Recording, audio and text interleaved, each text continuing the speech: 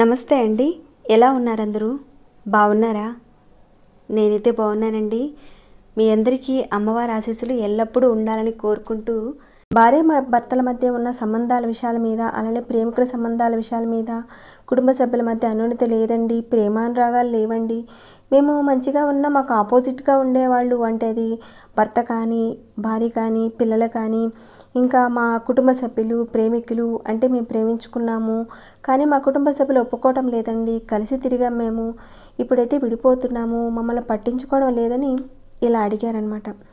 ఇంతకుముందు తాంత్రిక పరిహారాల వశీకరణ విధానాన్ని పెట్టానండి. కొంతమంది చేసే ఫలితాలు వచ్చాయని చెప్పారు, కొంతమంది అయితే రాలేదని అన్నారు, కొంతమంది అయితే చేయలేని పరిస్థితి అండి మాది అని కూడా అన్నారు. ఏదైనా సరేనండి, సాధన చేసే వారి యొక్క మానసిక స్థితి అనేది చాలా ఇంపార్టెంట్. ఇది వశీకరణ విధానం అండి. దీనివల్ల ఏంటంటే ఇక్కడ అంటే నేను చెప్పే వీడియోస్లో ఎవరికీ కూడా సైడ్ ఎఫెక్ట్స్ ఉండవండి. ఒకవేళ ఏదైనా దురుద్దేశంతో చేస్తే దాని ఫలితాన్ని అయితే అనుభవిస్తానండి. ఇది మన మానసికమైన స్థితితో పాటు ప్రాకృతికమైన శక్తి, మనకు అనుకూలతతో చేసే విధానాలనే నేను చెప్తూ ఉన్నానండి ఇప్పటివరకు. ఎదుటివారికి ఇబ్బంది కలిగించే ఉపాయాలు అయితే నేను చెప్పనండి. దీనిని దురుద్దేశంతో వాడుకోవాలని మీరు ప్రయత్నం చేస్తే ఎలాంటి ఫలితమో రాదండి. ఇక ఈ పరిహారాన్ని ఎవరు చేయాలి, ఎవరు చేయకూడదు ఇవన్నీ చెప్తానండి. వీడియోని ఎక్కడా మీరు స్కిప్ చేయకుండా పూర్తిగా చూడటానికి ప్రయత్నం చేయండి. ముందుగా పరిహారానికి కావాల్సిన పదార్థాలు ఏంటో చూద్దాము. ఈ పరిహారానికి మనకి ఒక చపాతీ తీసుకోండి, ఈ మాత్రం సరిపోతుంది. చపాతీ తీసుకోండి, కొద్దిగా నెయ్యి తీసుకోండి, అలానే కాసిని పాలు కూడా కావాలండి. ఇక పరిహారాన్ని ఎవరు చేయాలి, ఎందుకు చేయాలనేది ఇవన్నీ కూడా చెప్తానండి. ముందైతే ఒక చిన్న రిక్వెస్ట్ అండి మీ అందరికీ, వీడియోకి ఇంకా లైక్ ఇవ్వని వారు ఎవరైనా ఉంటే ఒక లైక్ ఇవ్వండి. ఈ సమస్యతో చాలామంది బాధపడేవారు ఉంటారండి, వారికి చేరేలా ఈ వీడియోకి ఒక లైక్ అండ్ షేర్ ఇవ్వడం మాత్రం మర్చిపోకండి. మీరు సబ్స్క్రైబ్ కాని వారు మన ఛానల్ సబ్స్క్రైబ్ చేసుకోండి. అలానే ఎలా చేయాలని, అలానే మన మానసిక స్థితి ఎలా ఉండాలనేది కూడా చెప్తానండి ఇక్కడ. ఇది చాలా అద్భుతమైన ఫలితం వస్తుందండి పరిహారం చేసుకుంటే. చాలామందికి అన్నీ ఉంటాయి, డబ్బు ఉంటుంది, ఇల్లు ఉంటుంది, కారు ఉంటాయి, అన్నీ ఉంటాయి, కానీ మనం కోరుకున్న వ్యక్తి మనకు అనుకూలంగా ఉండరు. అది భార్య కావచ్చు, భర్త కావచ్చు, పిల్లలు కావచ్చు, అలానే చాలా సంవత్సరాల నుంచి ప్రేమించిన ప్రేమికులు కావచ్చు. ఇంకా నా భర్త వేరే అమ్మాయితో తిరుగుతున్నాడండి, భార్య సరైన దారిలో లేదండి, మేము ప్రేమించుకున్నామండి, దూరంగా ఉంటున్నామండి అనేవారు చేసుకోవచ్చండి. మీ పిల్లలు మీ మాట వింటలేదు అంటే ఏ పరిస్థితుల వల్ల దేనికోసం వాళ్ళు వినటం లేదనేది కూడా కొందరు ఆలోచించకుండా కూడా ఉంటారండి. అలాంటి వారు కూడా ఈ పరిహారాన్ని చేసుకోవచ్చు. ఈ పరిహారాన్ని భార్యాభర్తలు, కుటుంబ సభ్యులు, ప్రేమికులు చేసుకోవచ్చు. ఇక్కడ వశీకరణ అనగానే చాలామంది తప్పుగా ఆలోచించేస్తారు, కొందరు దురుద్దేశాలకు కూడా చేస్తూ ఉంటారు. ఎప్పుడైనా మన సత్సంకల్పమే మనకి ఫలితాన్ని ఇస్తుందే తప్ప వారిని ఇబ్బంది పెట్టి పరిహారాలు అయితే కావండి ఇవి ప్రాకృతికమైన ఒక శక్తి మనకు అనుకూలంగా కలిగినప్పుడు మన మనసులో ఉన్న ఒక శక్తిని ప్రేరేపించి చేసేటివేనండి పరిహారాలు. ఈ పరిహారాన్ని చేసుకోవడం వల్ల ఎలాంటి ఇబ్బంది అనేది ఉండదండి. మీరు ఎప్పుడైనా సరే కావాల్సిన వ్యక్తిని అనుకూలంగా మార్చుకోవడానికి చేసేదే కానీ దురుద్దేశంతో ఎలాంటి పరిహారాలు చేస్తే పనిచేయవండి. మీ భర్త కానీ మీ భార్య కానీ మిమ్మల్ని పట్టించుకోకుండా తప్పుడు దారిలోకి వెళుతున్నా సరే, అంటే వేరే వాళ్ళతో అక్రమ సంబంధాలు పెట్టుకున్నప్పుడు, అంటే మిమ్మల్ని పట్టించుకోకుండా ఉన్నప్పుడు కూడా మీరు ఈ పరిహారాన్ని చేసుకోవచ్చండి.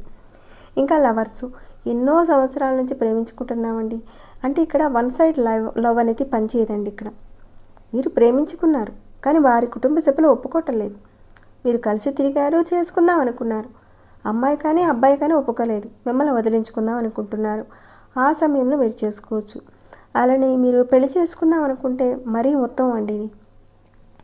కానీ మీ కుటుంబ సభ్యులు అత్తగారు కానీ, అమ్మ కానీ, ఆడపడుచులు కానీ చాలామంది మిమ్మల్ని ఇబ్బంది పెడుతున్నారు. వాళ్ళు మీకు ప్రేమగా ఉండాలి, మీకు అనుకూలంగా ఉండాలనుకున్నప్పుడు చేసుకోవచ్చండి. అంటే మీ కుటుంబ సభ్యుల్లో ఉన్న అత్తగారు, మామగారు, ఆడపడుచులు, మీ పిల్లలు లేదా మీ భర్తకు సంబంధించిన వ్యక్తులు, మన అక్క చెల్లెళ్ళు, అలాంటి వాళ్ళు మిమ్మల్ని ఇబ్బంది పెడుతుంటే వారు మీకు అనుకూలంగా ఉండడానికి చేసుకోవచ్చండి. ఇక్కడ బాగా గుర్తుంచుకోవాల్సిందండి, మీరు పరిపూర్ణమైన నమ్మకంతో చేసుకోవాలి. ఎవరైతే చేస్తున్నారో మీ మీద మీకు నమ్మకం అనేది ఉండాలి. ఈ పరిహారాన్ని ఎవరినైనా ఇబ్బంది పెట్టాలని మీరు ప్రయత్నం చేస్తే పరిహారం అయితే పనిచేయదండి. మీరు వారిపై ప్రేమగా ఉన్నారు కానీ వాళ్ళు మిమ్మల్ని ఇబ్బంది పెడుతున్నారు, అలాంటి వారు ఖచ్చితంగా మారతారండి. మీ మాటకు విలువ పెరుగుతుంది, వారు మీకు అనుకూలంగా మారతారు. వశీకరణము అంటే అనుకూలంగా ఉండడం అని అర్థం అండి, అంతేకాని ఇంకేం కాదండి. ఇక ఈ పరిహారాన్ని అయితే ఏ రోజు నుంచి అయినా సరే మీరు చేసుకోవచ్చు, మీకు కుదిరిన ఒక రోజు నుంచి. కానీ మీరు నెలసరిలో ఉన్నప్పుడు మాత్రం చేయకండి. ఇంకా మీ ఇంటిని ఎవరైనా మరణించినప్పుడు కూడా ఈ పరిహారాన్ని చేయకండి. ఇక మీకు వీలైన ఒక రోజున రాత్రి 8 గంటల నుంచి 12 గంటల లోపుగా ఈ మధ్యకాలంలో మీరు ఈ పరిహారాన్ని చేసుకోవచ్చు. ఇంట్లో ఎక్కడైనా సరే చక్కగా కూర్చొని చేసుకోవచ్చు. ముందు మీరు ఈ చపాతీ తీసుకోండి. మీరు కొనుక్కొచ్చుకున్న చపాతీ కాదండి, మీ చేతులతో మీరు తయారు చేసిన చపాతీని తీసుకోండి. ఈ విధంగా చక్కగా పెట్టుకున్నారు కదండి. తర్వాత ఒక చిన్న గిన్నెలో నెయ్యి తీసుకోండి. అది ఆవు నెయ్యి అయినా గేదె నెయ్యి అయినా పర్వాలేదండి, తీసుకోండి. కానీ నెయ్యి మాత్రం ఖచ్చితంగా కావాలి పరిహారానికి. ముందుగా మీరు కాస్తంత నెయ్యిని మీ వేలుతో తీసుకొని ఈ విధంగా చపాతీ మీద రాయండి. మనం కుంకుమతో పసుపుతో ముంచి ఏ విధంగా రాస్తామో అలానే నేతిలో మీ వేలును ముంచి ఇక్కడ రాయాలి. ముందు ఇక్కడ ఈ పైన మీ అమ్మగారి పేరు రాయండి. ఇదంతా మీకు అర్థం కావడానికి చూపిస్తున్నానండి. ఇప్పుడు ఈ పరిహారాన్ని మీరు చేస్తున్నారనుకోండి, మీ అమ్మగారి పేరు రాయండి. ఇక్కడ మీ పేరు రాసిన తర్వాత కిందన ప్లస్ గుర్తు వేయండి. తర్వాత దీని కింద ఒక నెంబర్ రాయాలి. 786 7 8 6 ఈ నెంబర్ రాయాలండి. ఇక్కడ మీరు కాస్త నేతిలో వేలు ముంచి నెంబర్ రాస్తూ ఉండండి. మనం పెన్తో రాస్తే కనిపిస్తుందండి, కానీ ఇక్కడ మనం నేతితో రాస్తున్నాం కాబట్టి రాసింది కనిపించకపోవచ్చు. కానీ మీ మనసు ప్రకారంగా మీరు ఏమి రాస్తున్నారనే భావన అయితే మీకు తెలుస్తూనే ఉంటుంది. ఇలా మీరు నెంబర్ రాసిన తర్వాత మళ్ళీ కింద ప్లస్ గుర్తు వేయండి. ఇక మీరు ఎవరినైతే వశం చేసుకోదలుచుకున్నారో, అంటే ఎగ్జాంపుల్గా మీ భర్తని మీరు వశం చేసుకోదలుచుకున్నారు, మీ భర్త గారి అమ్మగారు అంటే మీకు అత్తగారు అవుతుంది, వారి పేరు రాయండి. లేదా మీ భార్య మీకు అనుకూలంగా ఉండాలి అనుకున్నప్పుడు మీ భార్య యొక్క అమ్మగారు మీకు అత్తగారు అవుతుంది కాబట్టి వారి పేరు రాయండి. కింద మొదట మీ అమ్మగారు పేరు రాయండి, తర్వాత ప్లస్ పెట్టి దాని కింద నెంబర్ రాయండి. మళ్ళీ దాని కింద ప్లస్ పెట్టి మీరు ఎవరినైతే వశం చేసుకోదలుచుకున్నారో వారి అమ్మగారి పేరు రాయాలి. ఇలా మీ కుటుంబ సభ్యులు, మీ చెల్లి కానీ, మీ ఆడపడుచులు కానీ, మీ అక్క కానీ, అన్న కానీ, మీ పిల్లల కానీ, వారు మీకు అనుకూలంగా ఉండాలంటే ఇప్పుడు చెప్పిన విధంగా చేయాలి. మరి వారి అమ్మగారి పేరు మాకు తెలియదండి, ఎలా అండి అని అంటారేమో. ఇక చెప్పేది ఏమీ లేదండి, ఎందుకంటే వీళ్ళందరూ మీ కుటుంబ సభ్యులకు సంబంధించిన వాళ్ళే కాబట్టి వారి అమ్మగారి పేరు కూడా మీకు తెలిసే ఉంటుంది. ఇక ఈ పరిహారాన్ని ఎవరికి వారిగా చేసుకోవాలండి, మీరు ఇతరులకు మాత్రం చేయకూడదండి. ఇలా రాసిన తర్వాత ఈ చపాతీని ఒక గిన్నెలో పాలు ముందుగానే సిద్ధం చేసి ఉంచుకోండి. ఈ పాలల్లో ఈ చపాతీని పెట్టి ఉంచుకొని తినాలి. అంటే నెయ్యితో రాసిన ఈ చపాతీని పాలల్లో ముంచి తినాలన్నమాట. మాకు పాలల్లో ముంచి అలా తినడం ఇష్టం లేదండి, మాకు పాలు తాగడం కూడా ఇష్టం లేదండి, ఎలా అంటానంటే ఇక చెప్పలేనండి.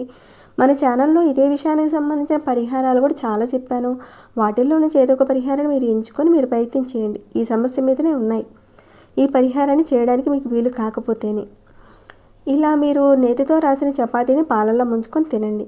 ఒక 5 రోజుల పాటు ఇలా నేను చెప్పిన విధంగా మీరు కంటిన్యూగా చేస్తూ ఉండండి. ఈ 5 రోజుల మధ్యలో మీకు ఆటంకాలు వస్తే మళ్ళీ మొదటి నుంచి మీరు చేయాల్సి ఉంటుంది.